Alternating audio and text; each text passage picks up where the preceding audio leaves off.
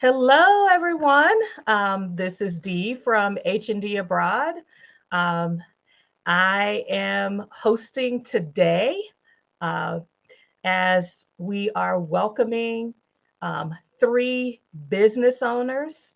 They have bossed up on their move abroad.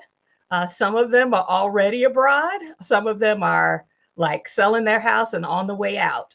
And so I wanted to make sure that you are in the right place if you are looking for a way to fund your move abroad by not looking for a job, but becoming your own boss, becoming the digital nomad. Um, your money is in your hands. Just like we believe at H&D Abroad that moving abroad can be your plan A for building generational wealth and having a healthier lifestyle. So, thank you for joining. If you are joining and you have not subscribed, please subscribe, hit that notification bell so that when we produce new content, you are alerted. But also, like and share this video. We are so glad to have you today. So, I'm telling you, you are in the right place because we have Tracie Collins. We have DrLinda with Tokende Travel. And so, what we are going to do is allow everyone to introduce themselves, give you a little bit of where they're moving to, and what kind of business that they have that they are taking with them from living in the US to living abroad. All right.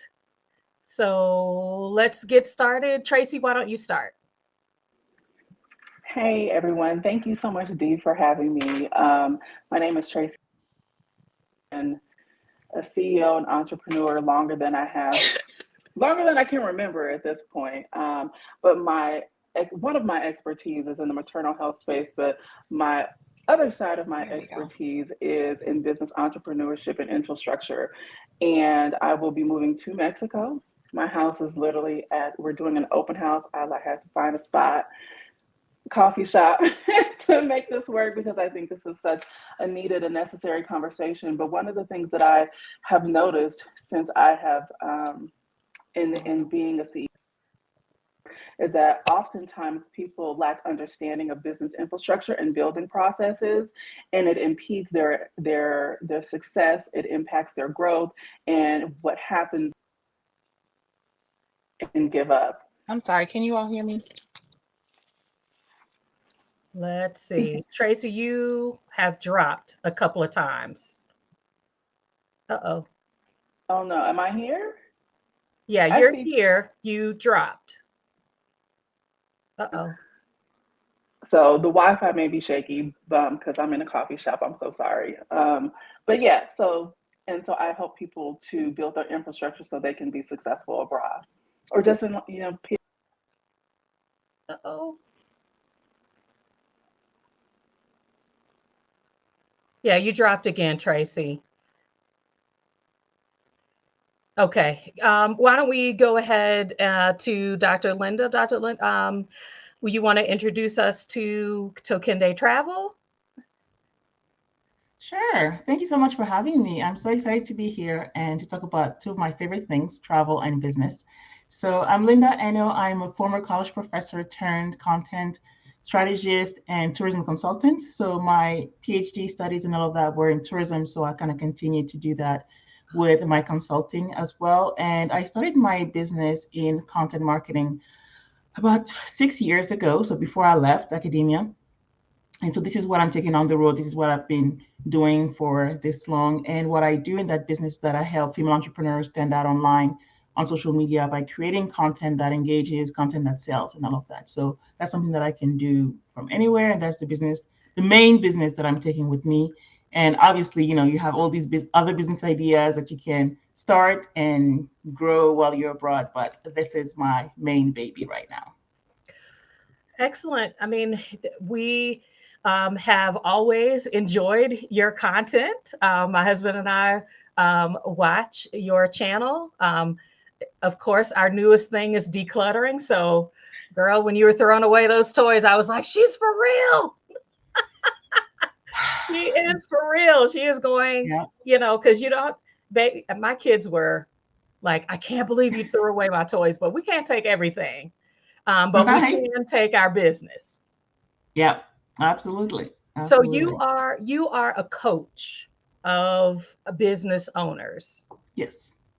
So talk to me about how did you know that you were ready to go from academia, or while you were in academia, that you know, having this consultant coaching business really fit within your skill set, within your personality?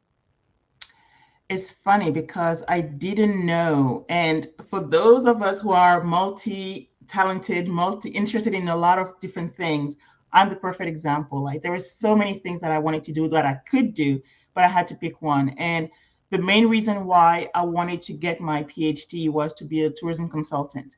And once I got into the PhD program, I was like, I like teaching. I want to be a professor. So I shifted and I stayed in academia to teach. And then at some point, I was like, you know what?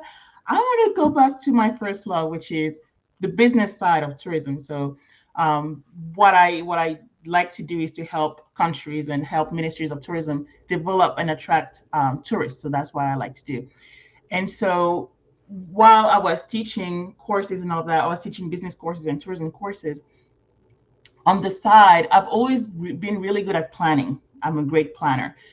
And so when I started my business, I wanted to start to help moms to travel with their babies because that was something that I was doing. And people were like, man, how do you get the babies on the plane? Aren't you scared? And I'm like, it's If they can get in a fine. You car. just have to prepare and all of that. So I went, when I left academia, this is what I wanted to go. Oh, are we disconnected or is it just me? Oh, there we go. Yeah. And to be honest, it didn't really start very well. So I didn't start making money right away. It did not happen that way. But what I was doing is that I was planning my content, and people were like, and just randomly, I shared my content plan, and people were like, this is what we want. How do you do that? And I'm like, it's just a calendar. I just put my content out there, and that's how I plan it. And they're like, we want that. And that's how I switched to what comes natural to me. And it's like, just put it on the Wow. calendar. And that's how I started content marketing because this is what people ask for.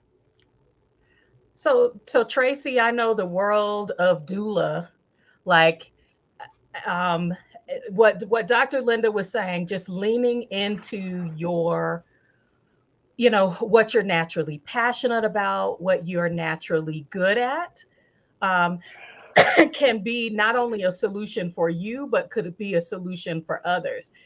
Being a doula is, as you know, I am as well. I mean, like, how did you know that this hands-on profession could really use a virtual component? What part of the business did you see would be helpful in that respect? Well, and can you hear me? Is the Wi-Fi good? Okay, I have to Yeah. switch to my mobile hotspot, so I'm not on the coffee shop stuff. So, in 2015, I started transitioning my life to where I can live abroad. I started way back, preparing. So when I launched the MBDA, after 17 years of being in the field, I created a virtual space, and that was intentional. And it was intentional really for this stage of my life. And so, and I really wanted it to be a place where, Black and Brown people can be supported and also professionally be found. And so that was the precipice of the virtual space in that regard. And then when the pandemic happened, it escalated, Mm. so yeah.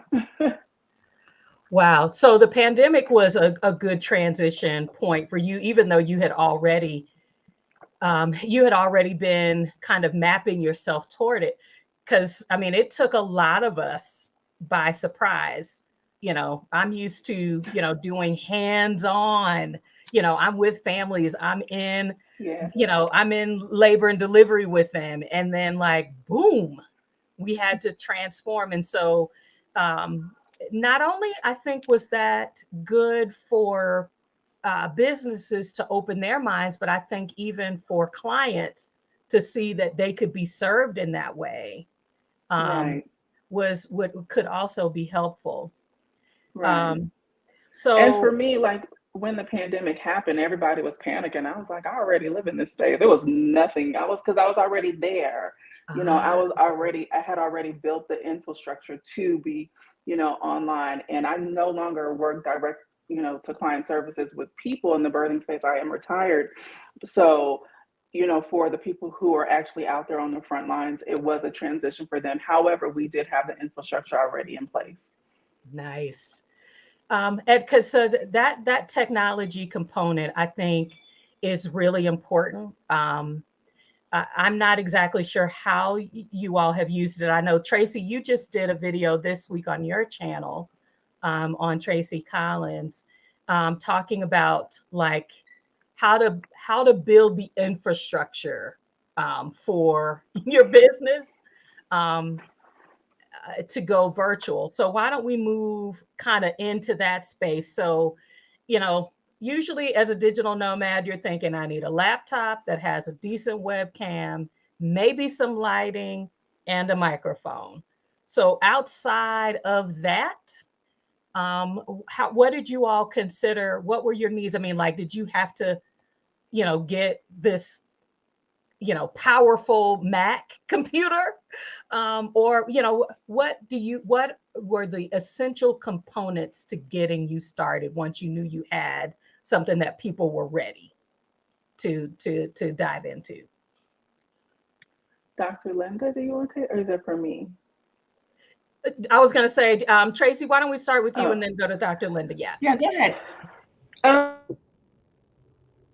So for me, I was there already. I think I focus more, my expertise is really on what's the foundation and the structure. So you can be, have location autonomy. And oftentimes people are excited to do the work and they are lackadaisical or afraid of the business aspect. And that's, for me, that's my wheelhouse. That's where I thrive. Let's talk tax strategy. Let's talk changing domicile. Let's talk switching your LLC to an S Corp. So when we get into the nuts and bolts of how you can actually be in one place, but your business strategy and the build out is there, that is where I see the lack. So I recently created a seamless program where people can just, it be made simple, because oftentimes people are intimidated by business infrastructure. But one of the things that they don't know is that it's applicable across the board. Once you understand the processes, then it's applicable no matter what industry you're in. And so that is where I come in with my strategy. Being, I really like to coin myself as a business strategist, because I'm looking at that. Just like I can dissect the female anatomy as far as what's going on with the human body from a holistic health wellness standpoint, I'm gonna look at your business too, because what it does is it not only puts you in a position of putting something in place so you can make sure that you and your family are taken care of, but you can also help other people too. Yeah. So what tech did you use to get started? What were the basic components that you felt like you needed, the material part of it that you felt like you needed to have to be able to do your job well? Just a computer and some Wi-Fi. That's it. All And that extra stuff is extra. Don't let Instagram fool you with all them bells and whistles. Trust and believe, everybody started somewhere. So get your phone, get your basic, notebook or iPad, or you can move up. I mean, it took me a minute to move up to the big, Mac screen, that I have, but get that. And people don't care about that. That's one of the things that business owners don't understand starting out of the gate. Your customer base doesn't care about your devices. They care about the message. They care about your expertise. They care about your delivery. They care about what you're offering. So when people get out of their own head, me included, it's like that is where the human connection comes in, because honestly, people love to see fault. because it allows some kind of relatability. They love to see imperfection because it brings in, oh, that's me too. So that's when you start to really understand and build your target demographic. And I get into all of that too, but you can reach your target demographic because there are parallels there. So bringing in that human aspect, which we're greatly missing because of technology. Wow. Yeah. Dr. Linda, you wanna roll into that? It looks like you're in agreement, and then I'm adding Teona as well. Absolutely. I agree 100%. All of my YouTube videos are done on my iPhone. I bought a whole set of ring of lights that I basically never use. I just have a window in front of me, and that's what I'm using right now. That's what I use on my videos. If I forget, sometimes I'll use my microphone. Sometimes I don't. I use the same laptop that I've been using for, I don't know, 2-3 years. That's all you need. Use your phone, use what you have, because a lot of times we're using what we don't have as the excuse. Like, oh, I don't have this, I can't do that, I don't have the Mac, or I don't have. What you have is enough. Your phone, if you want a ring light, sure, go for it, but you really don't, because you can just use natural light and film when you can film. Zoom, if you want to use Zoom, and which is free for 40 minutes if you want to use that. But otherwise, that's it. Just your phone or your computer and Wi-Fi. That's all you need. Don't Wow. overcomplicate things. I'm adding Teona to the live stream. She's out of the country. She's in France. Like I said, Yes. these are women who are London. living their best lives with their families and taking their businesses with them. So Teona, did you want to give a little bit of insight into your work? And then what tech are you using? Like, what are you using on the road like today? Yeah. So first, I just want to say I love everything that I've heard everyone say so far, and forgive me for the trouble since we're talking about tech. It's one of those things, and I know we talked about this when I first got on, that we do like to, we want an ideal background and good lighting and all this and that, but it's like we're in the thick of it. We're in this thing. So sometimes the Wi-Fi starts working at 7:17 instead of 6:45, and sometimes you find a quiet place and sometimes you don't. But in regards to what I'm using, I just have my laptop, and it's funny because I've kind of put in my heart and in my mind, like I need to get a backup, because I was in Costa Rica recently, and there's a young lady who she's a digital nomad.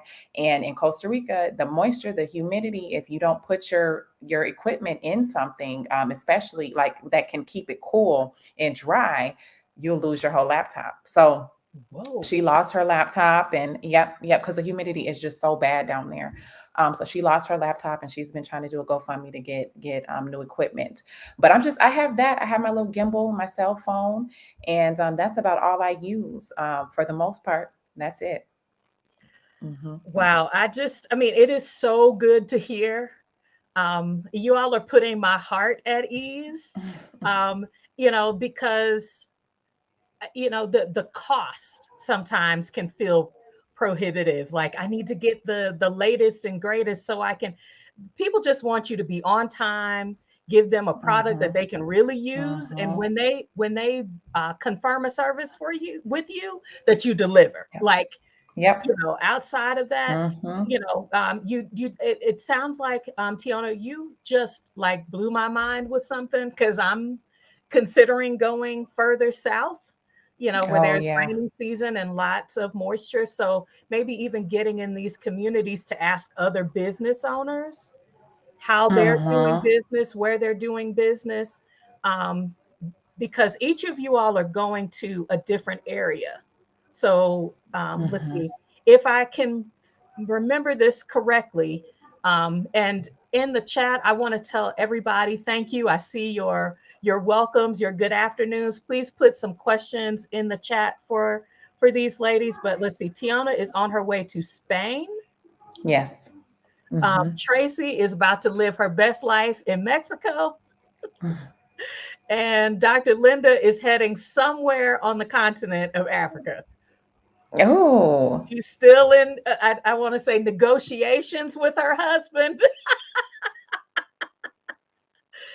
So we're talking about vast these are ladies that are going to different areas of the world who are saying, you just need some reliable equipment and to head out the door. It looks like H has put a question in the comments that I think even before technology, I think sitting within yourself, I think there has to be a level of confidence. So I might know I have some skills, whether that's degrees or people have hired me before, but to really say my family's existence, my existence in this world can be supported by me alone and not a job. So who wants to start tackling that one first? All right, Tracie, go for it. When I read Rich Dad Poor Dad at the age, I think it was like 21, 22, maybe 23. It was something in that book. I don't remember I can't quote it verbatim, but I can bet on me better than I can on anybody else. I don't need anybody else to give me a paycheck. And that hit me like a lightning bolt. And ever since then, that is when I think the entrepreneur was awakened in me. So every time I put my key in my house, it's because of efforts that I've done. Every time I start the engine, it's because of efforts that I've done. And I just think that, we all have marketable skills. We all are great at something. Teona on here can teach me something, and DrLinda can teach me something, and I'm not good at. And when you know that you have the power, especially as Black women, we have a whole lived experience. I can get real political real quick, so I'm gonna try not to take it there. But as Black women, we have a very unique lived experience, period, no matter where we are. So our educated, experience, and then we have our career experience, and then we have our lived experience, and then you times two, then you add tax. I mean, I'm just saying. I'm just saying. Teona, DrLinda, y'all want to feed into this space? I would love to add to that, just because, and I know you're going to talk more about this, Dee, but when we really think about, I think we all have that pops and awakens in us when we realize, okay, I can do something, I am creative, or I can see a better way of doing something. And ideally, the first thought is the fear shows up. You have your creative ideas, and then the fear show up. Okay, well, how can I do this, and how can I do that, and all of that. And I love what H had put, in there about, trusting and knowing yourself. Mm-hmm. When you really look and you do an evaluation, I tell people all the time, I mean, women and men all the time, and they don't remember all the things they've achieved. And I'm like, you got to go back and do self-evaluations repeatedly, because when you're going in to do a new thing, remember how you got yourself out of this, how you created that, how you made this person money, how you made that person money. I remember when I said, okay, I'm going to take the leap. The first entrepreneurial deep dive I did, I opened up a restaurant. And when I tell you, I mean, my credit was like 500 something. There's no way. I don't even know why they gave me the money, because if it was me, I would have said no. And so I got what I needed, though. And it was a big, huge thing in the community. I was able to employ over 30 people within the community. And when we went into the pandemic, I realized, you know what? I'm traveling now. I don't want to be here. I don't want to physically be locked to this one space. So if I do this again, I'm going to do it differently. Well, the company who loaned me the money to go ahead and open up the restaurant asked me to come back and train entrepreneurs. So I had to, even when I was taking this leap, I had to stop and remember, like, okay, I've been training entrepreneurs for 3 years. I helped this woman get into Macy's, and she's got 90,000 and has her product in Macy's now. I helped this woman over here who's never owned anything and has always been an employee get $80,000 and open up her own hair salon. You got to do a self-evaluation and really examine yourself. And I'm talking about all the good. Yeah, we know the bad. We're going to be reminded of that all the time, but I'm talking about the good. And I think when you do that, you really are able to just ignite that fire in yourself and take those big leaps. Woo, y'all saying a word, DrLinda? Yes, I agree. And it's so funny, Tracie, that you mentioned the book, because that's the book that started everything for me. The time when I read the book, I was just married, unemployed, and my husband was unemployed too. And I was like, let me just read that book. It's been just sitting on the shelves for like years. And I was so mad at myself. Like, I was like, I need to do something. I felt like I was being robbed of a truth that nobody knew. And I had just uncovered, and I'm like, I need to do something.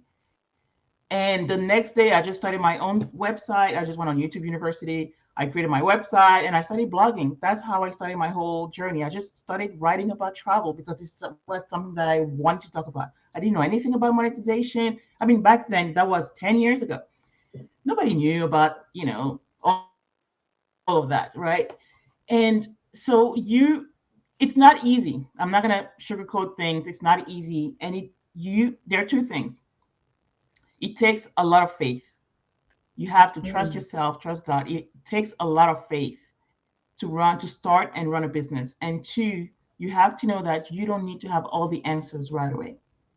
You might know what you want to do, but you might not always know all the how it's going to happen. You just have to start, and the doors will open as you go. You're not going to see the whole runway. You are not going to see the whole thing. So just go with what you have. The smallest part that you have, just go with it, and it's gonna grow. Yeah, Greta asked for the name of the book. It's Rich Dad, Poor Dad. I don't remember the name of the author, but I will put that in the Robert description. Kiyosaki. Yes. Oh, go ahead, Tracie. Robert Kiyosaki, and he just released It's last year. I think it was the 20th edition or 20-year edition. Yeah, Excellent. and it's on Audible. It's on Audible too. Oh, I didn't realize that. Okay. Well, that'll help me not buy another book because it's on Audible. If it's on Audible, it may be free at your local library through Libby or Hulu. I'm sorry, Hoopla. Yes. Hoopla is your library. Y'all know I love libraries. They give you access to so many resources. So yeah, I'm gonna check out to see if Rich Dad Poor Dad is there. As I was listening to you all, so I selfishly brought this group of ladies together because I need this boost myself. And what I'm realizing is, I do need to take an inventory of not just the things that I have accomplished, like personally in my life, how I've helped family members or friends, but all those skills you give to that employer every day where they are making money off your knowledge, experience, sucking your creativity, your energy, maybe the same things. You can go out there, put your placard out there and say you are a solution for a particular population where you see that gap in need versus available service, and go after it. And so being able to take that personal inventory is definitely important. So Gigi has asked a question. So I don't want to stay on barriers totally, but a lot of people think that when you go to Africa or to Spain or to Mexico, you might need to know the language. So tell me about how language is presenting itself in your boss up move abroad. I can go if. Yeah. Okay. So for me, I mean, I just started with, oh, that's okay. Okay. Oh, go ahead. Okay. So for me, I just started doing Duolingo. I don't know if I should. So for me, there's a delay. Oh, hold on, Dr. Teona. I'll just mute myself. I'm sorry, Dr. Linda. Teona was speaking. Go ahead. Okay, so yeah, so I started just doing Duolingo, but it doesn't matter how many books you read. It doesn't matter how much practice you get, when you're, by yourself. When you actually are physically around the people, having the experience, that's how you catch on to the language. That's how you learn. And then we also have to remember that physically. You know, we speak with our hands, we make gestures, we make faces. So it's easy when you're learning a new language and somebody's there talking to you to also catch on to what they're saying just by paying attention to their movement and their body language. So there's that. And then I would say a lot of people will say, well, you need to know the language perfectly and all of this and that. And I don't agree with that, because I've traveled places where they were so delighted just to see me try, just to see me trying, even if I'm getting it wrong. They were delighted that I actually cared enough to learn their language. So that's my take on it. I don't even see language as a barrier. I see it as an opportunity. If I go somewhere and I don't learn and I don't know the language, okay, teach me some words. You know, that's exciting for me. I know probably 20 words in Arabic, 50 words in Italian, and a whole bunch of words in Spanish, you know? And so I'm proud of that. You know, it's an opportunity to learn something new. That's my take. Have you had to integrate your a new language into the work that you're doing while you're abroad? No, just because I work mostly with people who speak English, and because I'm working specifically in the field of entrepreneurism from the US standpoint. I mean, I know how to start in a business from idea to fruition and funding and all that based on US standards. So I don't know what that will look like in another country, and I don't want to learn right now because I'm not trying to, you know, put nobody in a position that I can't get them out of. So no, I have not in work wise, no, I have not yet. Okay, so Teona's clients, even though she lives abroad, are in the US. How about you, Tracie? I completely agree with Teona. Completely agree. For me, I love immersive learning. So for me, I do well. To be honest, I don't even really look at Duolingo or the other one while I'm in the US, because I'm not going to be able to use it in real time. I Mhm. learn best by teach me to say this. How do I say, you know, in the moment? And those are the moments in the language, are the words that stick with me. And that's one of the things I learned about being abroad is that, oh, okay, girl, you're an immersive learner. Oh, okay, I get it now. So I learned that about me. And I just appreciate Tiona's absolutely right. They are so excited that you're trying, because most people are, come with the mindset of entitlement. But when they see that you're trying to learn their language, they really, really appreciate it. And as far as my business is concerned, same thing. No, everything is based on US standards. Yeah, so most your clients are based in the US, so you're making USD. You're not getting clients in the country you're moving to per se. Okay. And so language is important, but not a keystone part of what you need to be ready to launch your business as part of your move abroad. Dr. Linda, I know you've actually got a little bit of leg up because you've got some language skills. So how is what you're doing now going to impacts the work that you do now, but also when you move abroad? Yes, and I agree with the ladies is that immersion is the best way to learn. That's how I learned all my languages. It's since I was a kid, and it was because we were immersed around those languages. It's not we were fluent before we technically learned those languages at school. And so that's one of the main reasons why we are picking a French-speaking country, so either Cote d'Ivoire or Cameroon, because I want my kids to be able to learn French as well, just like I did. Well, French is my first, so um, and because of that, so my business, what I do is same thing for mostly American, British, Australian, so English speaking clients. But because I'm going to a country where I know French is the first language, and I want last year I started replicating in a way, adapting a French part of my business. So I have an assistant who's helping me to adapt my English language to the local French, because there are some nuances, cultural nuances that I might not be familiar with, because I've been immersed in the English language for 20 years. So I'm like, my brain thinks in English now, but I'm like, okay, I need to deconstruct that and try to put it back in French. And so I lost a little bit of that. So I am building a French side to my content marketing business as well. Okay, so you just added another tool up, so you don't have to be the sole source of how, if your business is translatable to the place where you're going, there are nuances you may not be aware of. You want to make sure that things are translated more than just this word for that word, but really, and you don't have to do that yourself.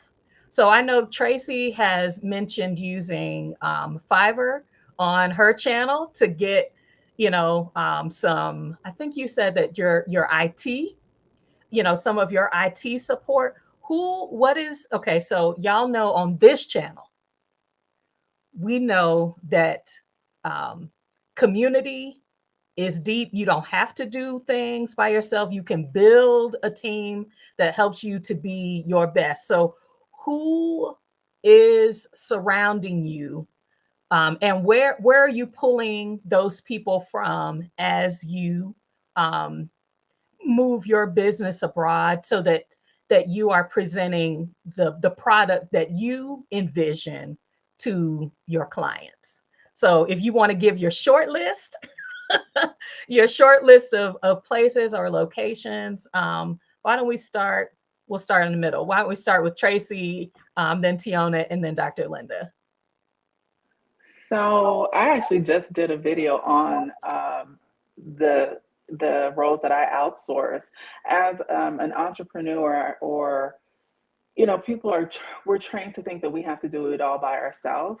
And initially, in the start of everything you do, you have to understand the ins and outs of your business. Can you guys hear me? Yes. Oh, okay. Everybody was looking down, so I was like, "Am I still on?" um, but as you grow, the only way to scale is to bring in other people.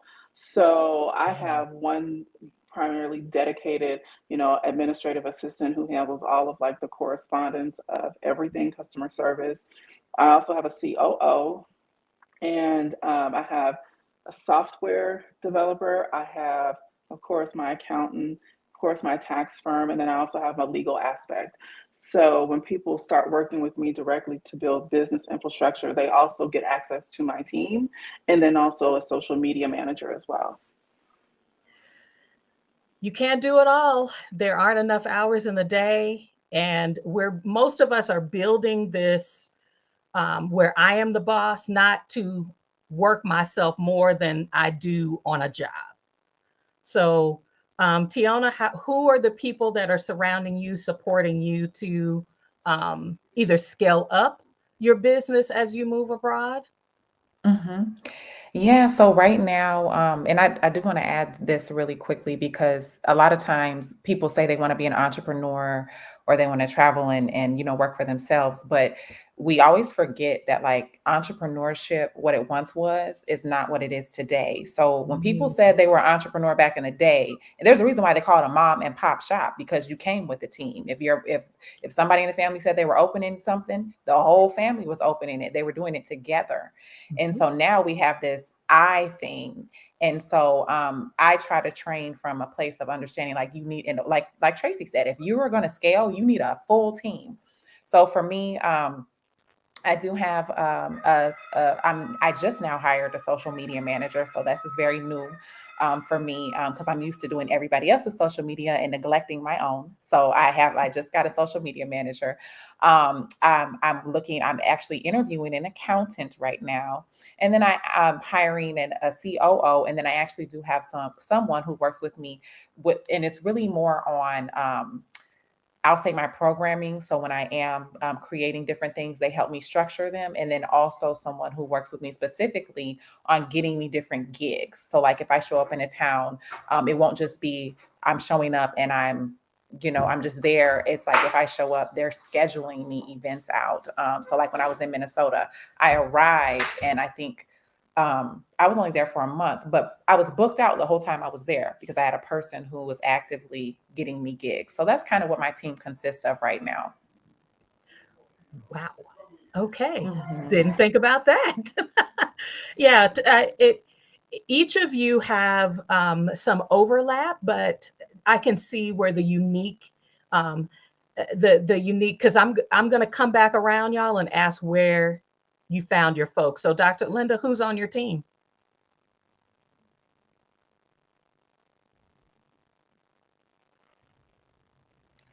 Well, it's just me and one VA, a virtual assistant, and I've changed my VA a few times. Maybe I've had 3 of them for the past, I don't know, when did I have I hired my first VA before I left my job because I didn't have a lot of time, but I had money to pay her. So because of my job and I had 2 toddlers at home, I was like, okay, I need somebody to help me with my social media, just like Teona said, who would post content for me and things like that. And then I think she was with me for two years, and then I had somebody else for 3-4 years, and then she brought in her own team. So once I started on YouTube for another YouTube channel that I started, she had her own team who was producing my videos. But it's mainly me and a VA, a virtual assistant, who helps me with graphics because I'm horrible at it. So the things that I'm really not good at and I don't want to do, I just have somebody else do it because otherwise I would just never do anything. So, okay. So what I hear you all saying is, I bring in extra people to be able to scale up. I bring in extra people because there's some things that are not within my skill set that I really feel like are important to my team, to the product that I'm putting out. And then there's just stuff I don't want to do. I don't want to do that. I don't want to have to do that. It would add some grease to the wheels if I brought somebody in and we can move this thing forward in a timeline that's really responsive and keeps the process moving forward. I don't have to the lift doesn't only come from me. I love hearing that. I love knowing that the momentum doesn't have to, the motivation comes from me, the focus comes from me, but that like, I don't have to do soup to nuts on this. So I broached this with Teona. So the first time I met Teona, I was like, I'm neurodivergent. I want to do this thing, but like, there's a level of physical, mental exhaustion mostly with going from concept to final product. But I feel like one of the most important things for me is being able to come up with those ideas. That just comes so easy for me. How would you coach someone who may have one component of attention deficit disorder is the ability to hyper focus, but then, to kind of carry that motivation throughout takes a lot more energy. So how would you coach somebody like me? Yeah. So, and I know we talked a little bit about this earlier, as you mentioned.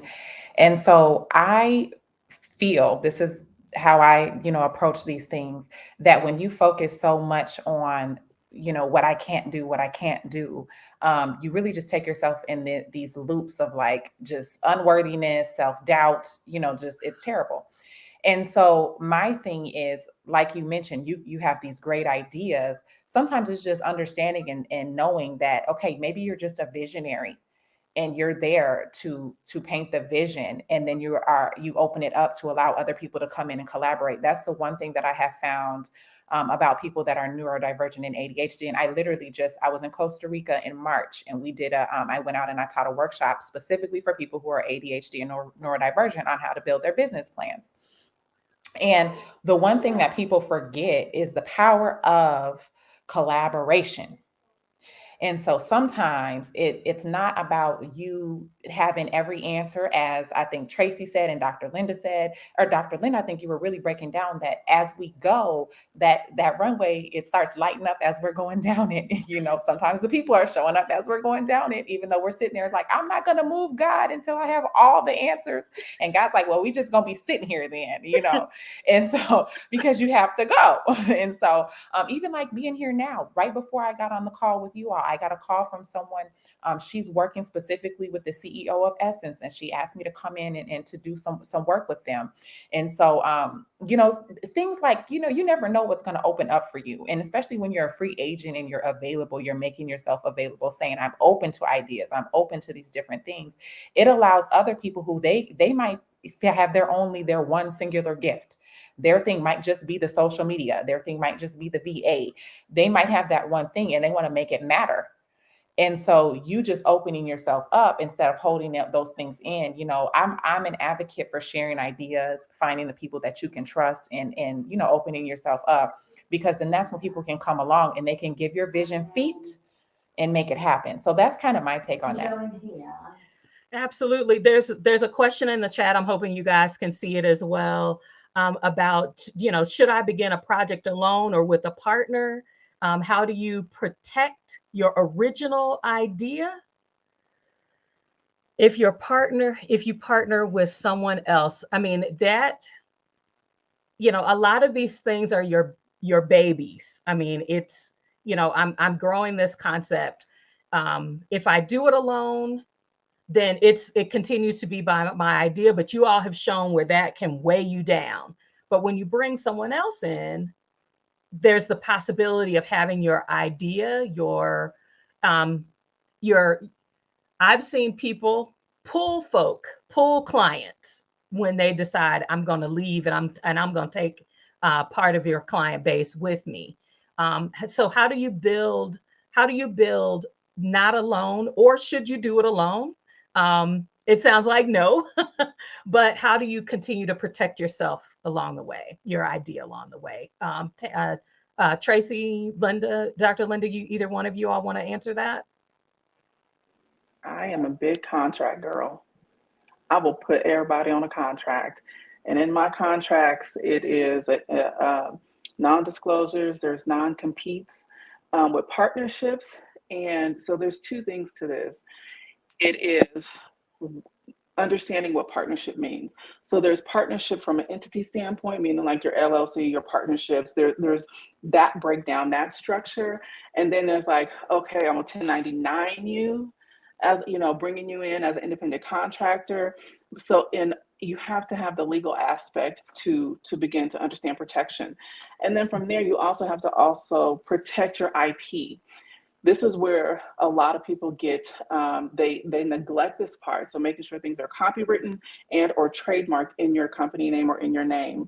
So in my case, I have a lot of licensees who license out content, and I also have several trademarks and also copyrights. So everything I own, and everything, when you sign an agreement with me, not only is it geography tied into it, but it's also timeline tied into it.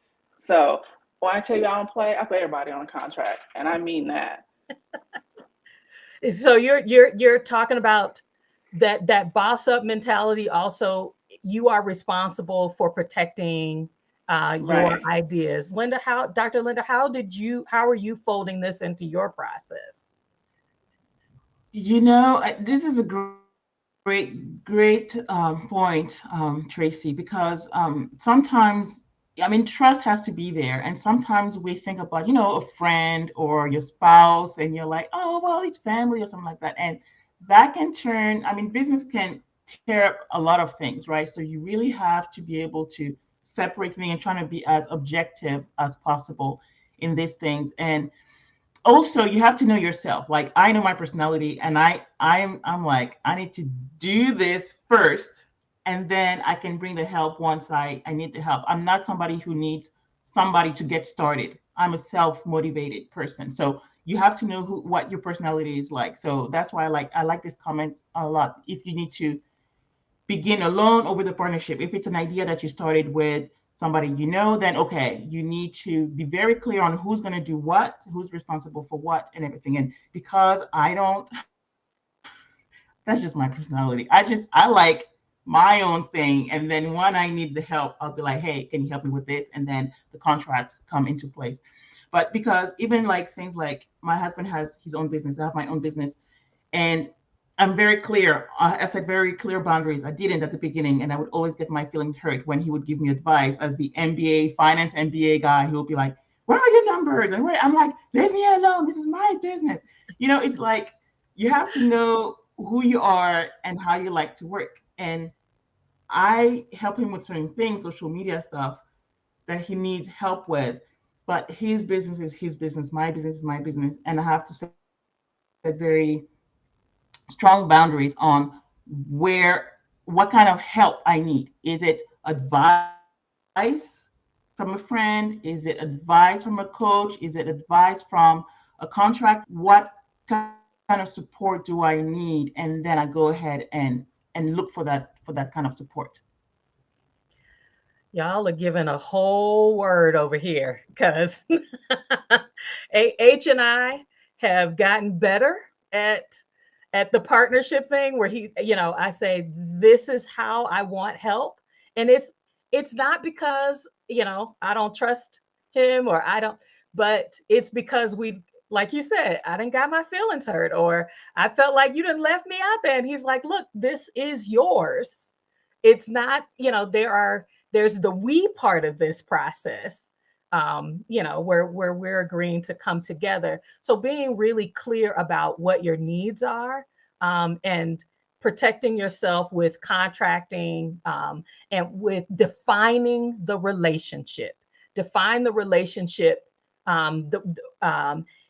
not just the duties, but the timeline. I love that, Tracie. Thank you. Thank you so much. So, I mean, we are,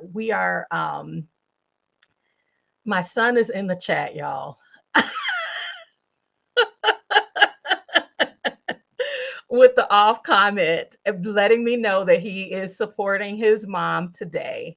How are you all being championed on? Where are you all receiving support, encouragement? Where are you? Where do you feel like you are being cheered on in this process? Because being an entrepreneur can feel isolating, lonely when you're reaching into spaces and places with folk that may not look like you, folk that don't think that you're going to come with the thoughtful, well documented history of being successful. And so, yeah, where are you getting your encouragement? Who's in your community cheering you on? DrLinda, you want to start it off? Sure. I think it's very important to understand in your entourage that not everybody in your entourage is going to understand what you do. Like my family and friends, close friends, they don't understand what I do. So they're not the people I'm going to talk to about my business or ask for advice. My mom doesn't even understand Facebook and why people share their business on Facebook. So she's not the person I'm going to talk to about, social media, right? Um, my close childhood friends, my best friend, they don't understand. They're like, "What are you talking about?" And I had to find again the community, and it depends on my need. So this community right here, us here present, this is a way for me to be fed and to feed into somebody else as well. So one thing that I had to learn in my business is that I have to know what I need now. So not to get help for things that I will need a year from now, 6 months from now, but what I need now, because I wasted a lot of time and money buying programs of things I had no business buying, right? So getting a coach definitely, but also getting in communities like other people, like masterminds or other people who are like me and understand and who are going to tell me, why are you doing this? You should do it this way, or this is the shortcut, or you're overcomplicating things. Like people who have done it before me, that way I can get a shortcut too. That way I don't have to figure it out all on my own, but definitely being surrounded with people who who know what they're talking about and who are in the mud with me as well. So definitely, it doesn't have to be your personal friends. Absolutely. Absolutely. All right. Teona, you want to chime in with who's cheering you on? Yes, absolutely. I know we're going to start with the positive, but I'm going to start with the negative. I'm going to tell y'all who's not cheering me on. No, my kids still don't think I have a real job. We went to Minnesota and we went to the office and they're like, where are we? I'm like, this is my office. You know, I know I work remote, but this is my office. This is the office space. And they're like, you have a job? And I'm like, how do y'all think y'all eat? Like, what is happening? You know, so outside of them, and here comes one right now trying to be nosy. But outside of that, I feel like for me, I love to see, you know, when that money comes in, that is a great symbol, and that is a great a cheerleader, is that money in the account showing me that what I'm doing actually is working. But outside of that, when I get the messages, when I get Facebook messages, when I get emails, when people call me and they say, you know, I took my first trip because of stuff that you shared. You know, I took my first solo trip, or I'm working on my business plan. I'm finishing my product so that I can get it into stores, or I register for this program that you told me about. You know, those things are the things that encourage me, and it lets me know that what I'm doing is working. And even the stuff that I mentioned earlier, you know, watching somebody close on a business loan, or watching somebody, you know, get their product into Macy's, or those kind of things. Those are the things that really is like, okay, even though I'm not necessarily where I want to be right now, and I have to always remind myself the journey is the destination. You know, this is it. I am where I'm supposed to be. This is it. But also just knowing that I can't always see my effect. You know, sometimes we look at ourselves and what's going on, you know, in our scope of what we can see right now, and we're looking at that. But it's, you know, if you could zoom out and see all the people who their lives are better because we're on this, you know, on here right now, you know, we're actually adding value to people's lives just by sharing what we do. So those are probably the things that encourage me the most and keep me going. Yeah. Oh, y'all are blessing me just sharing these things.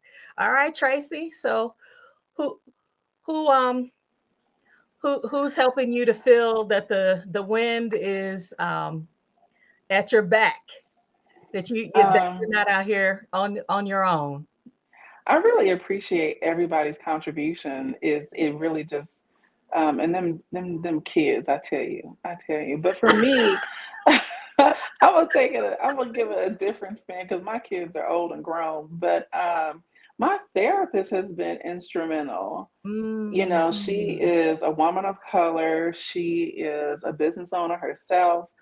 I've been with my therapist longer than I've been with Honey, you know, so she, you know, she's seen me in the mud. She's seen me, you know, it go high, it go low. But because she's a business owner, we think differently. How our brain works is very, very different. So having somebody who, like that, my honey is always great too. My kids know not to play with me. It's like I wish y'all would, you know.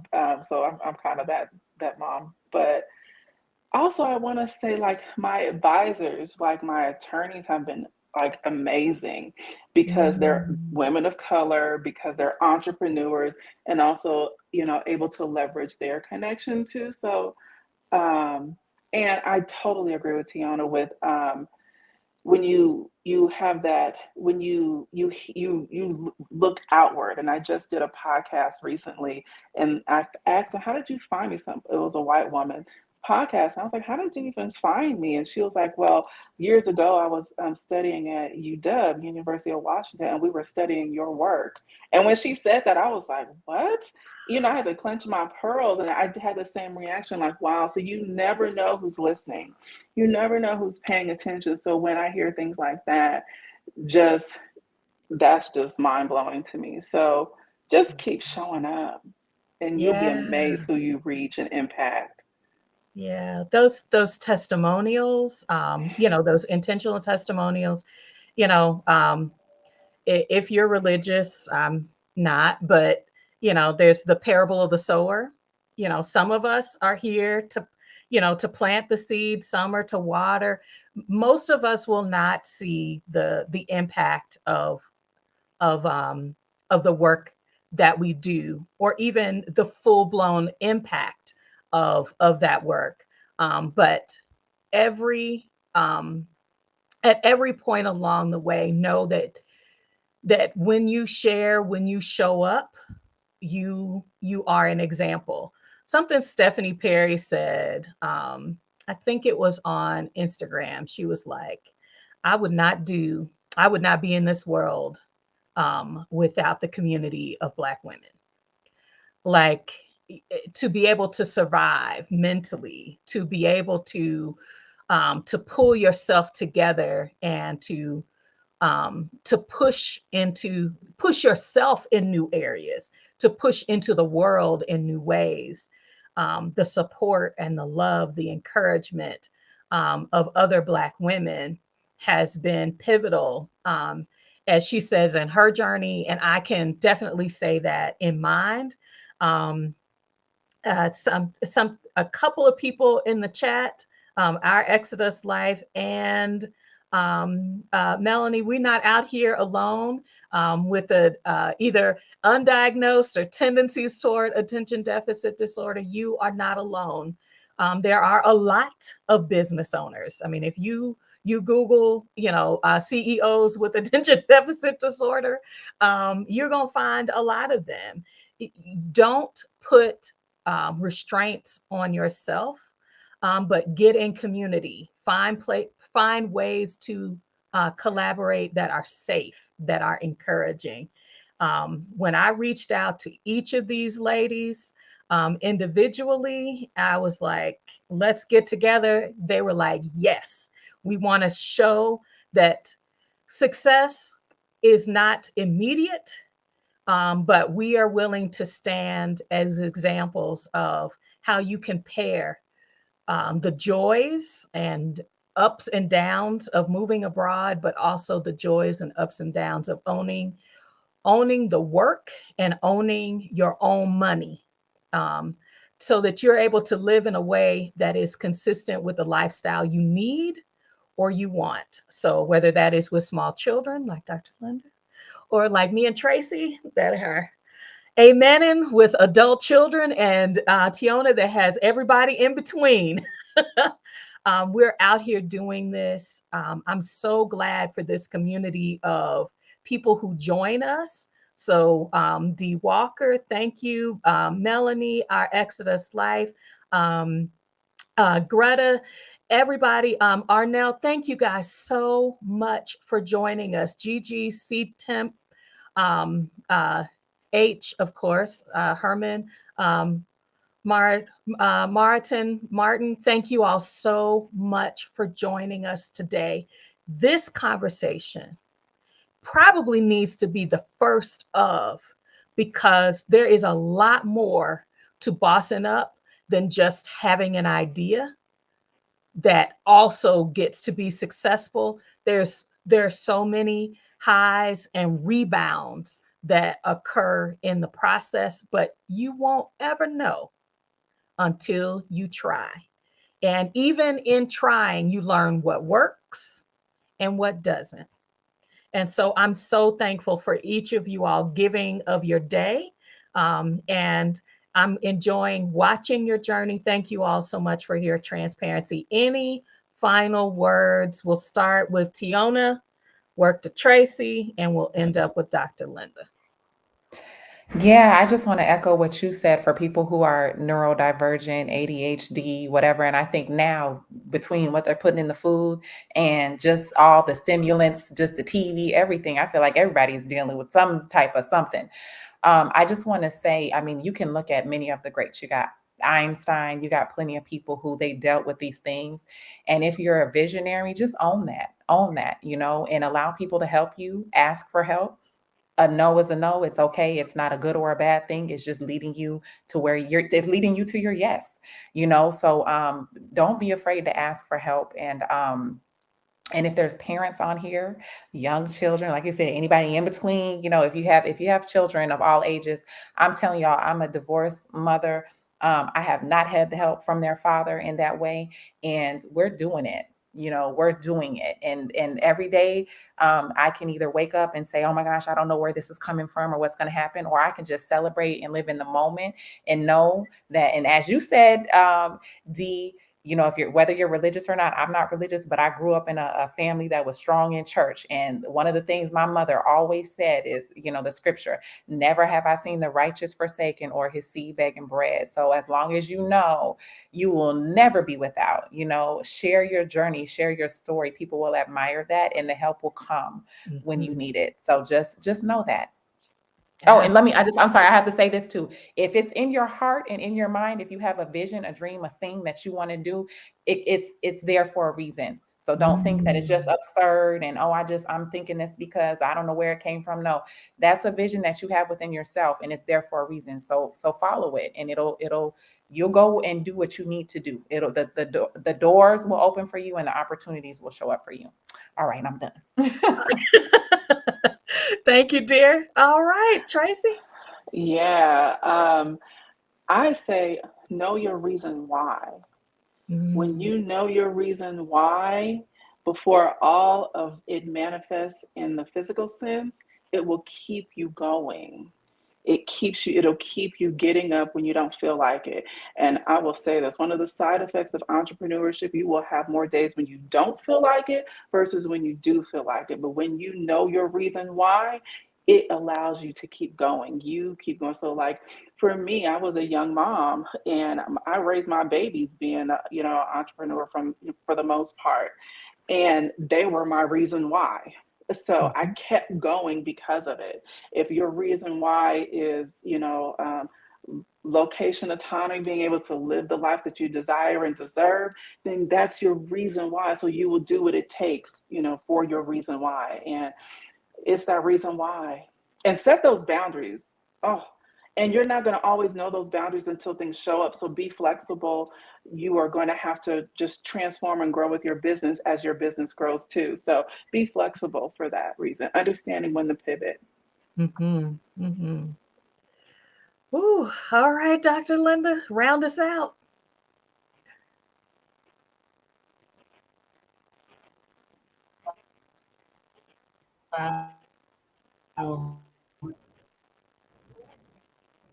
Wow, I love it. Like you're aware of is that this entrepreneurial it's not a straight line. It doesn't go all the way up and then everything is great and all that. And we have dips, and sometimes the dips are really, really low. Sometimes the highs are really high.